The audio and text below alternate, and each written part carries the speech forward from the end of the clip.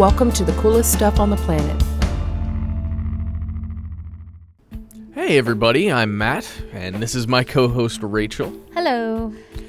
Yes, we're here. This is coolest stuff on the planet. So today we are going back to British Columbia, Matt, as we said we might, because we have to talk about the killer whales. Yes. Specifically, we're going to focus on the killer whale populations around Vancouver Island, which is located between British Columbia's west coast and the Pacific Ocean. This is a species that gets around, okay? They're found, like you said, they're found all around the world, in all of the world's oceans, in fact.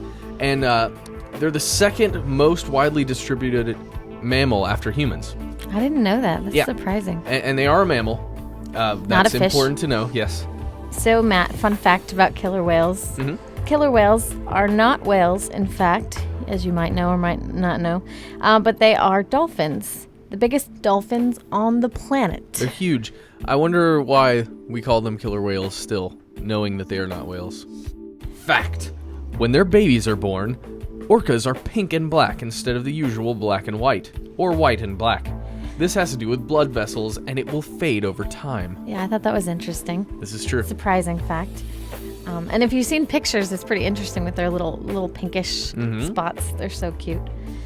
So killer whales, kind of like dolphins and other animals in their group, communicate using sounds, whistles, clicks, different kinds of vocalizations, basically. But this is the interesting part. When they do, because they use echolocation to locate their prey, right? So they send off these clicks, but they send them through their foreheads. This you know that rounded part of the whale you see here, it's called the melon? Yeah. Also cool. But they basically send the sounds through their melon. I don't understand. So there's a mechanism inside their head that's making the sound? There are passages, like nasal passages. They send it through there, and then I'm trying to make the sound, and I can't do it. The animal or creature or whatever and comes back. So I need to take a lesson or two on how to make noises with my head.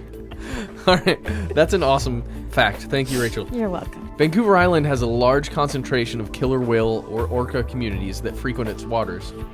There are 3 distinct types, and most of these whales are called residents. Okay, residents, that's type number 1. That means a group of killer whales that has a distinct territory and migrates in predictable patterns. So they kind of stay to the same area, and if they do move, you can pretty much tell where they're going to go, and then they're going to come back. And then you have transient killer whales, which is a different type altogether. Type number 2. These are a little bit less studied. They're usually smaller groups of killer whales, and their territories they're much more unpredictable when it comes to movement and stuff like that. And then the third group is called offshore. And those are found offshore, but they're offshore. So they know less about that type. So okay. So because of these orcas, Vancouver Island is a hotbed of whale tourism and dolphin tourism. So Matt, another popular spot to check out killer whales near Vancouver Island is the Robson Bight Ecological Reserve, which is basically a whale sanctuary. And a really interesting fact about this, and I love this fact, I had never heard of this. Sounds silly to me. But apparently this area has a lot of rubbing beaches. So killer whales like to come to these specific beaches that are only found in this particular area and rub their bodies on the stones in these shallow bays for some reason.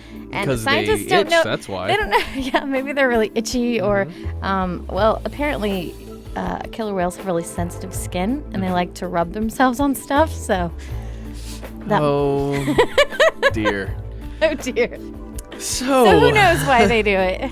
Well, look, send us in the reasons you think killer whales rub themselves on things, and the best answer is going to be read aloud on our next podcast. But it has to be PG.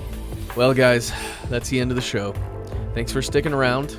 Hope you enjoyed the killer dolphins little segment here from British Columbia. If you want to talk about it, if you want to talk to us about it, specifically Rachel and I, send an email to travelpodcast@howstuffworks.com. Check out our blogs at howstuffworks.com. What else? What can they do? Dream about whales and orcas. And if you want to learn more about the other parts of the Pacific Northwest where you can find orcas. You can also go to our website and look up some stuff. Yeah, so do all those things, and that's it. See y'all later. For more on this and thousands of other topics, visit howstuffworks.com and let us know what you think. Email travelpodcast@howstuffworks.com. Don't forget to check out our other podcasts, free on iTunes.